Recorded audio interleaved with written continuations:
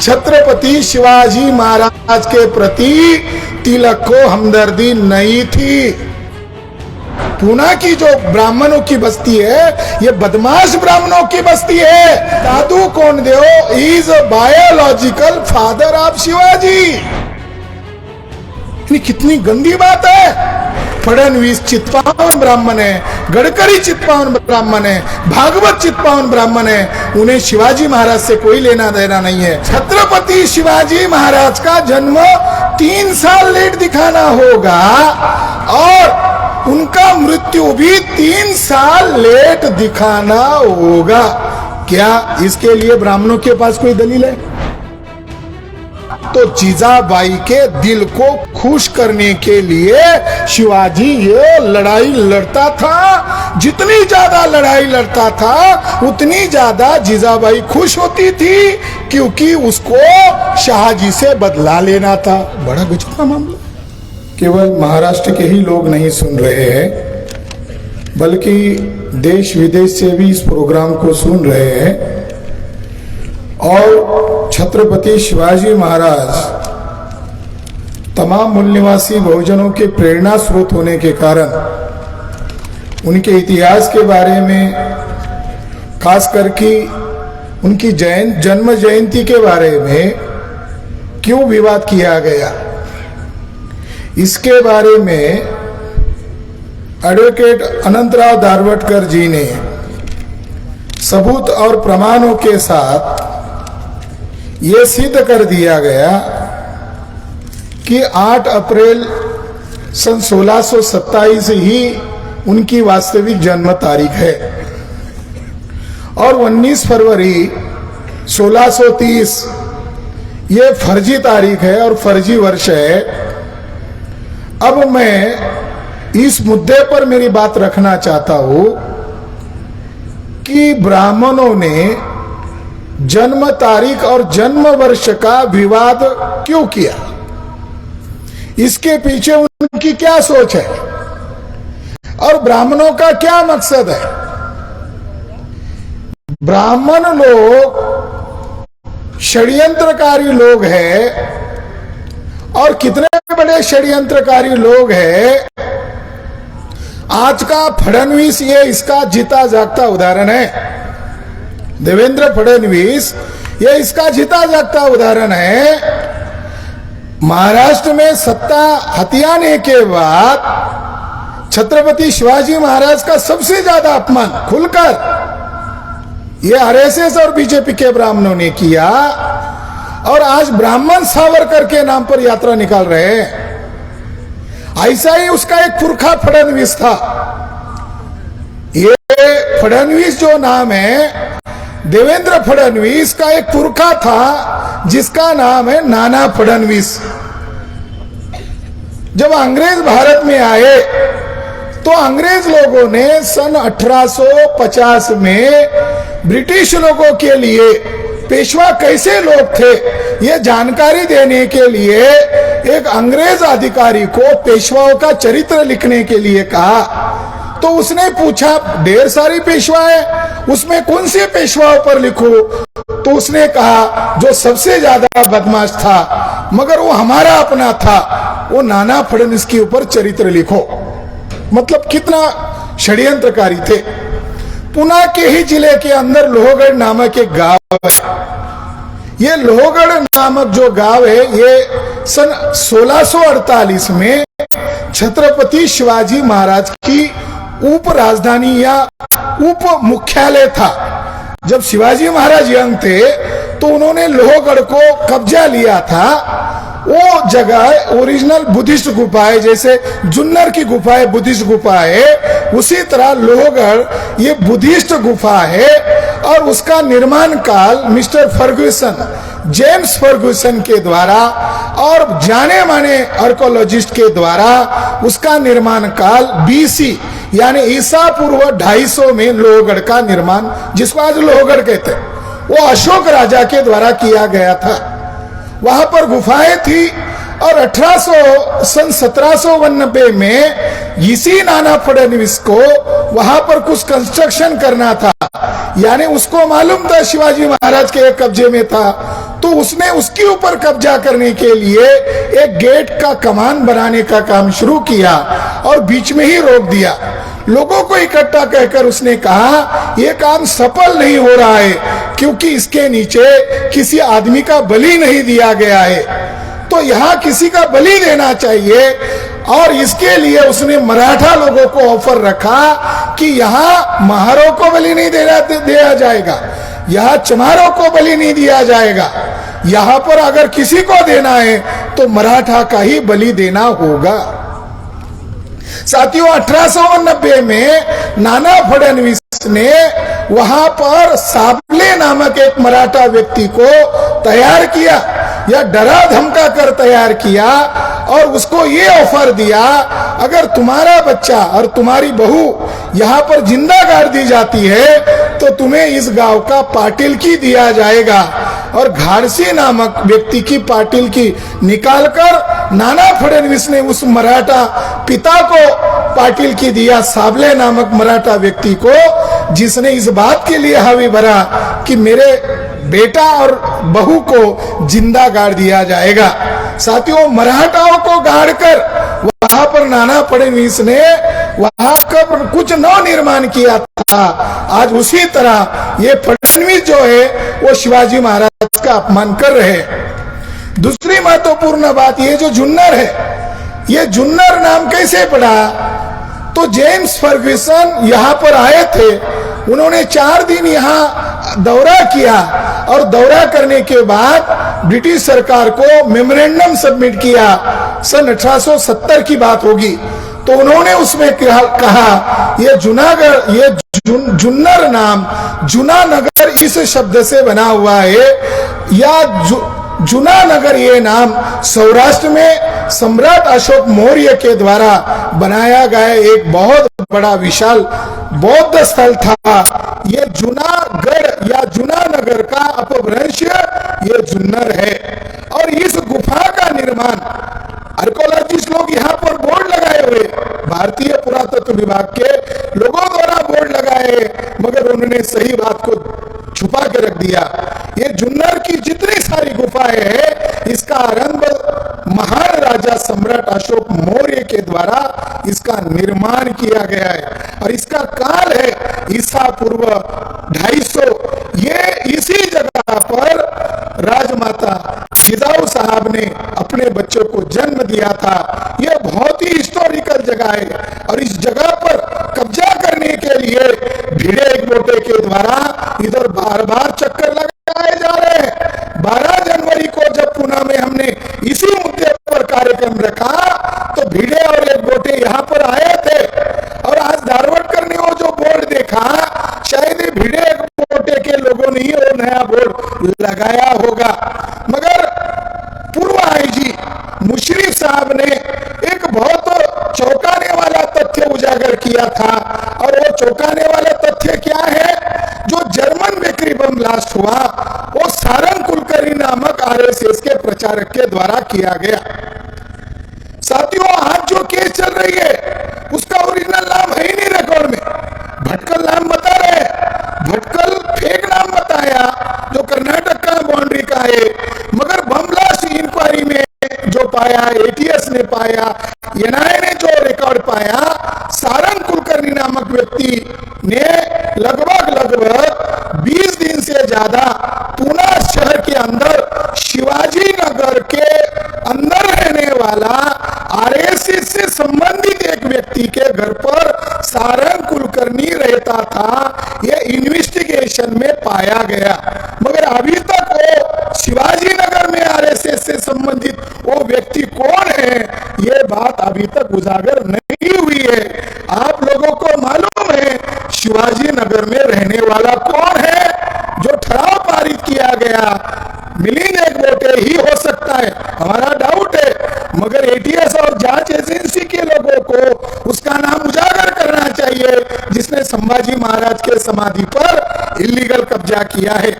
जो मैंने आपको आपके सामने सवाल खड़ा किया, वो सवाल जानना और समझना क्यों जरूरी है। अगर 1627 ये साल मानते हो और तारीख 8 अप्रैल ये स्थान मानते हो, तो छत्रपति शिवाजी महाराज का डे टू डे का इतिहास क्रोनोलॉजिकल सही सामने आएगा। ये एक बात है। अगर तिलक, राजवाड़े, दत्तो वामन पोद्दार, बम पुरंदरे जैसे ब्राह्मणों के द्वारा या फडणवीस गडकरी जैसे ब्राह्मणों के द्वारा ये जो इलीगल तारीख है 19 फरवरी 1630, अगर इस तारीख को अगर आप मान्यता देते हो तो छत्रपति शिवाजी महाराज का जन्म नेचुरली 3 साल लेट दिखाना होगा।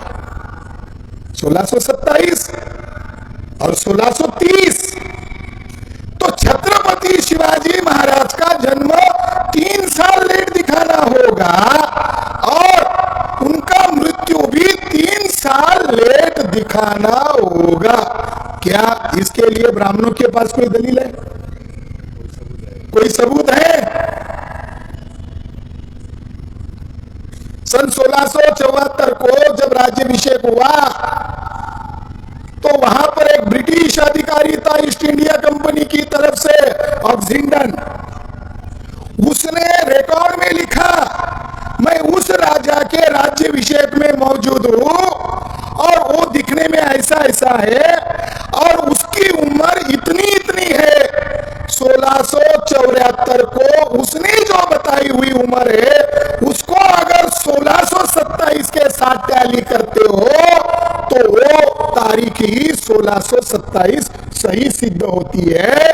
अगर 1630 को मान्यता देते हो तो जो व्यक्ति राज्याभिषेक में उपस्थित था वो तारीख मैच नहीं होती। Evidence, cross evidence, French record, Portuguese record है, अंग्रेजों के रिकॉर्ड है, मुगलों के रिकॉर्ड है, सदाशिव पेट के ब्राह्मणों के रिकॉर्ड फर्जी रिकॉर्ड है, वो वास्तविक रिकॉर्ड नहीं है। अगर 1630 को मान्यता देते हो तो छत्रपति शिवाजी महाराज के समय में 1629, 30, 31 में अकाल पड़ा था और इस अकाल का उदाहरण है, ये लोग देहूगांव से आए हैं। संत तुकाराम महाराज उस समय जिंदा थे और अकाल के समय में ही उन्होंने अपना जो व्यवसाय था, साहूकारी थी, किसानों को माफ किया था। वो साल उस समय मैच होता है। यानी शिवाजी महाराज के गुरु का सबूत हमारे सामने है। और 25 जुलाई 1629 को लखोजी जाधव राव का मृत्यु होता है। यानी एक महत्वपूर्ण घटना है, लखोजी जाधव राव का मृत्यु, ये खून होता है। अगर 1630 को आप मानोगे तो लखोजी जाधव राव का हत्या का या मृत्यु का क्या करोगे? तीसरी महत्वपूर्ण घटना है कि 25 जुलाई 1629 और 1628-29 को शाहजी राजे निजाम शाही में थे। अगर आप इस साल को माइनस करोगे तो उनकी हिस्ट्री का क्या करोगे? वो किधर है? और सन 1628 साल को शाहजी राजे दरिया खान पठान पर स्वारी करके वापस आते हैं और बाल शिवाजी को मिलने आते हैं। यानी ब्राह्मणों की चालाकी क्या है कि छत्रपति शिवाजी महाराज का जन्म होने के पहले शाहजी राजे महासाहेब जिजाऊ साथ में हैं और उसके बाद जन्म होते ही शाहजी राजे अपने बच्चे को देखने के लिए, मिलने के लिए आते हैं। ये दूसरा हिस्टोरिकल रिकॉर्ड है। अगर 1627 को माइनस कर दिया जाता है, बहुत गंभीर बात है, शाहजी राजे भोसले साहब को ही मां साहेब जिजाऊ के जीवन काल से माइनस कर दिया जाता है। माइनस करने का मतलब ये है कि 2003-4 में जेम्स लेन की किताब जो आई, ये इसका रिजल्ट है। ये अचानक नहीं हुआ साथियों। लेख नहीं हुआ। बाल गंगाधर तिलक का एक लेख है केसरी में, सन 1900 में छापा है। बड़ा बदमाश ब्राह्मण 1900 में छापा कि 1627 साल सही है। लेख में मान्य किया 1627 साल सही है, मगर लेख के अंत में लिखते समय लिखा कि त्यातून जिजाबाई सारखी नावडती बायको धामधुमीच्या प्रसंगी शिवनेरीस प्रसूत झाली। इसका मतलब यह है कि उसके दिमाग में वायरस है, कीड़ा है। शिवाजी महाराज के प्रति तिलक को आदर नहीं है, ये इस बात से ध्वनित हो रहा है। क्यों नहीं होगा? क्योंकि उसको 3 महीने की सजा हुई थी, कोल्हापुर के छत्रपति के घराने की बदनामी की थी, तो उसको 3 महीने की सजा हुई थी। तो उसने जो स्टेटमेंट इस्तेमाल किया वही स्टेटमेंट जेम्स लेन के किताब में दर्ज है। हम ये कार्यक्रम केवल जयंती समारोह मनाने के लिए नहीं कर रहे हैं। ब्राह्मणों को हमारी चुनौती है कि हम जो बता रहे हैं ये गलत है। आप बहुत पंडित बोलते हो, बड़े बड़े विद्वान बोलते हो, गलत है, सिद्ध करो।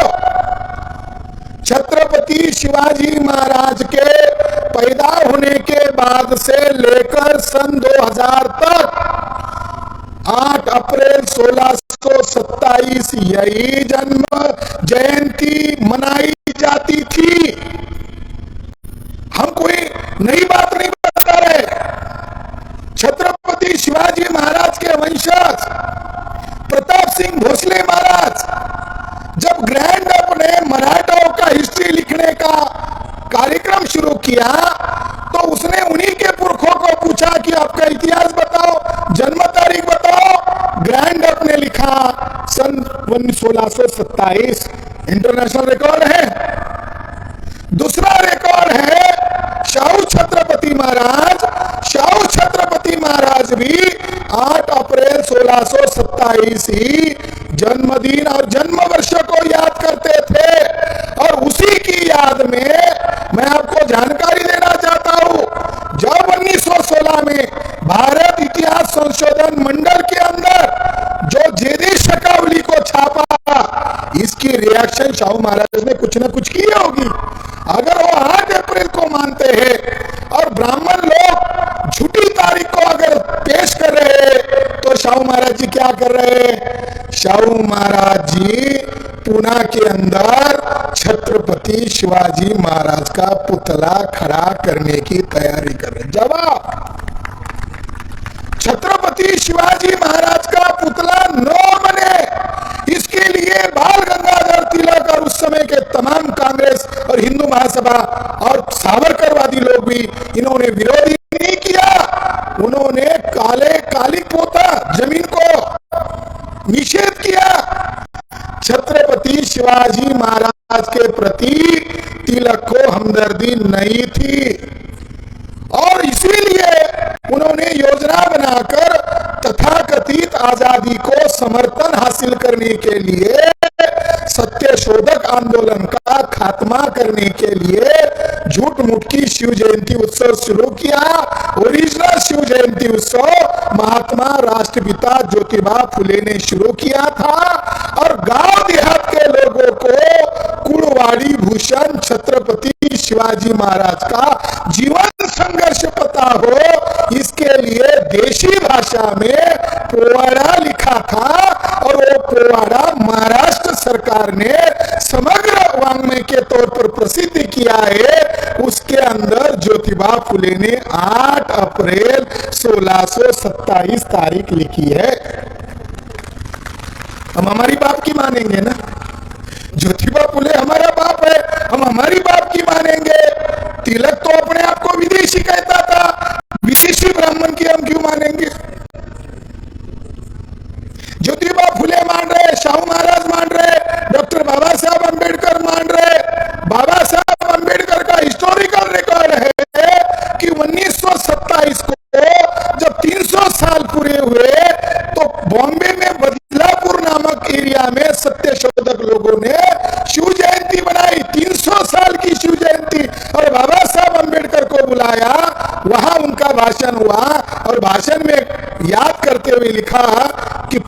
के ब्राह्मण, ये पूना की जो ब्राह्मणों की बस्ती है, ये बदमाश ब्राह्मणों की बस्ती है। ये बात 1927 को कितने लोगों को पता चला मालूम नहीं है, मगर 2004 को पता चला। भांडारकर ओरिएंटल रिसर्च इंस्टीट्यूट और भारत इतिहास संशोधन मंडल और पूना यूनिवर्सिटी के बदमाश ब्राह्मणों ने मिलकर महासाहेब जिजाऊ का चरित्रानंद किया, शाहजी राजे भोसले का चरित्रानंद किया, छत्रपति शिवाजी महाराज का चरित्रानंद किया, संभाजी महाराज का चरित्रानंद किया।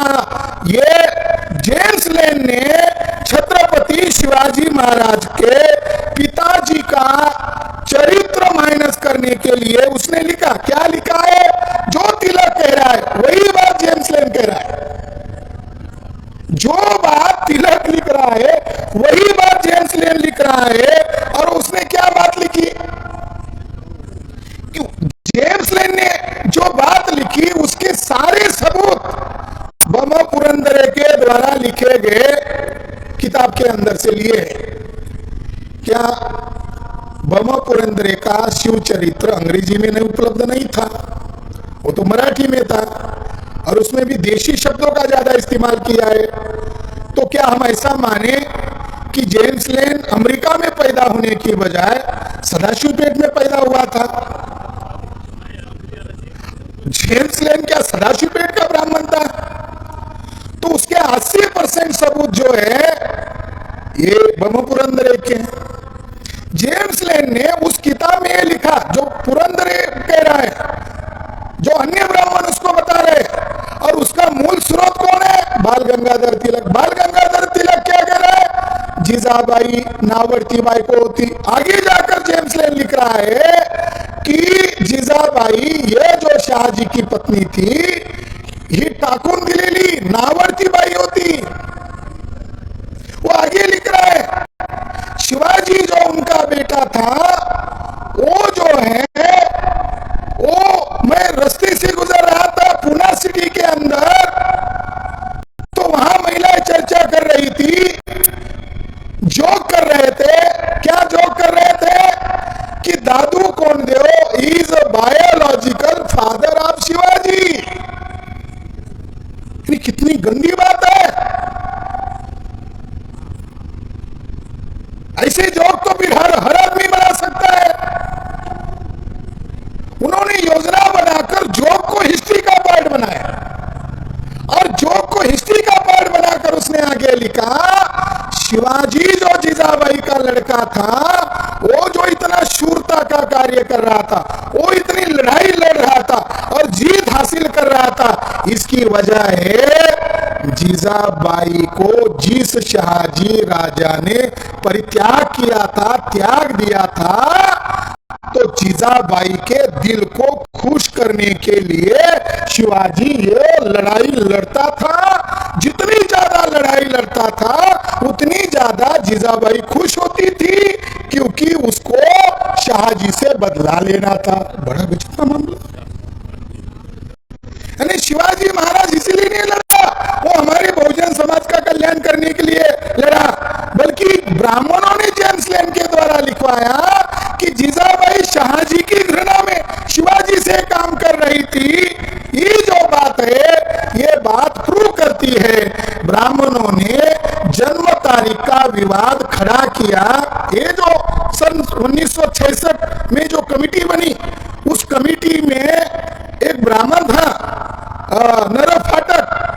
नर फाटक ने अच्छा युक्तिवाद किया। उसने ये कहा कि जेदे शेखावली को क्यों प्रमाण माने?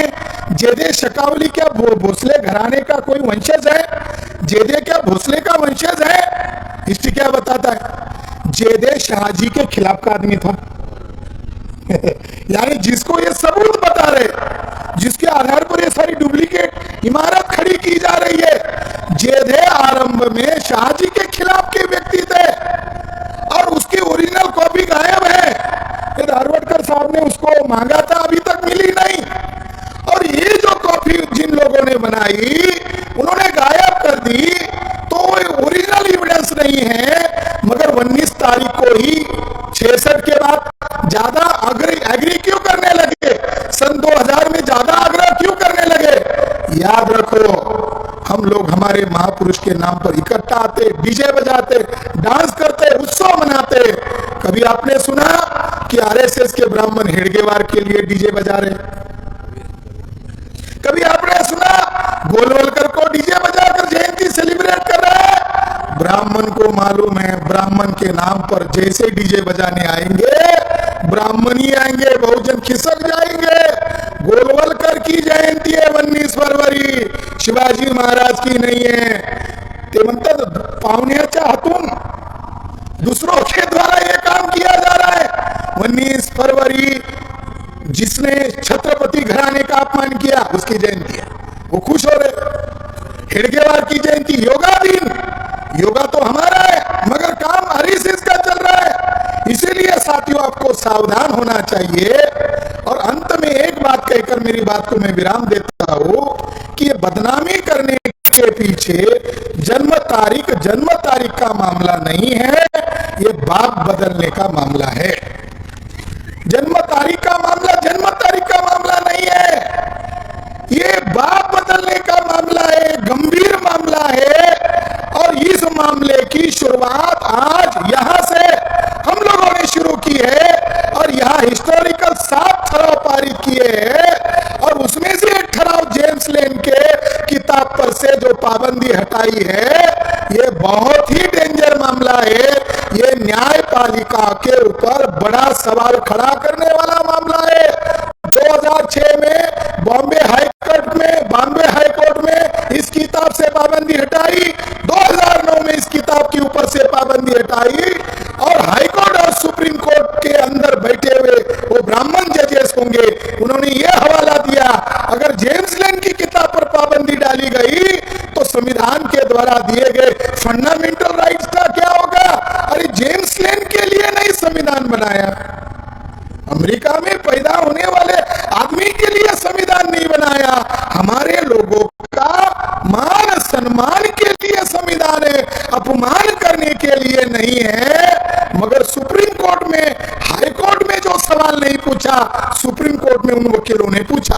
वकीलों ने एक दलील दी, उन्होंने कहा इस किताब पर पाबंदी इसलिए लानी चाहिए क्योंकि इससे झगड़े हो सकते हैं। सुप्रीम कोर्ट के जज ने पूछा किन किन समूह में झगड़े हो सकते हैं, तो ये सरकारी वकील जो थे उन्होंने कहा एक शिवाजी महाराज को मानने वाले और एक वर्ग है शिवाजी महाराज को न मानने वाला वर्ग। फिर कोर्ट ने उनको पूछा जरा खुला खुला बताओ शिवाजी महाराज को मानने वाला कौन सा वर्ग है और शिवाजी महाराज को न मानने वाला कौन सा वर्ग है। वकील चिड़चुप हो गए, वकील ने जवाब नहीं दिया। फिर कोर्ट ने कहा यही बात आपको बॉम्बे हाई कोर्ट ने पूछी थी, तब आपने जवाब देने से इनकार किया था। साथियों, वो शिवाजी महाराज को न मानने वाले वर्ग कौन है बोलना चाहिए था, चित्पावन ब्राह्मण है। अगर चित्पावन ब्राह्मण बोलते तो महाराष्ट्र में एक लड़ाई होती। आज सही में फडणवीस चित्पावन ब्राह्मण है, गडकरी चित्पावन ब्राह्मण है, भागवत चित्पावन ब्राह्मण है, उन्हें शिवाजी महाराज से कोई लेना देना नहीं है। अगर उन्हें लेना देना होता तो 8 फरवरी 2000 को डिबेट डिस्कशन करते, नई समिति बनाते। पुराने समिति से उन्होंने बड़ा काम किया।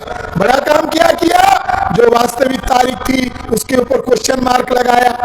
जो 7 मेंबर लोगों की समिति थी उन्होंने आधी लड़ाई जीत ली, मगर सरकार को लिख कर दिया जब तक विवाद हल नहीं होता, जब तक हिस्टोरिकल सबूत नहीं मिलता और इतिहासकारों में जो मतभेद है वो खत्म होकर एक मत नहीं होता, तब तक सरकार की सहूलियत के लिए पुरानी तारीख को जारी रखो। यानी समिति के लोगों ने आधा जीत लिया मगर पुरानी तारीख को रिजेक्ट नहीं किया। और सन 2000 साल में बीजेपी के लोगों ने कुछ मराठा लोगों को पास में खरीद कर ये तारीख को बदल दिया। हम इस झूठी तारीख को और फर्जी साल को मान्यता नहीं देते हैं।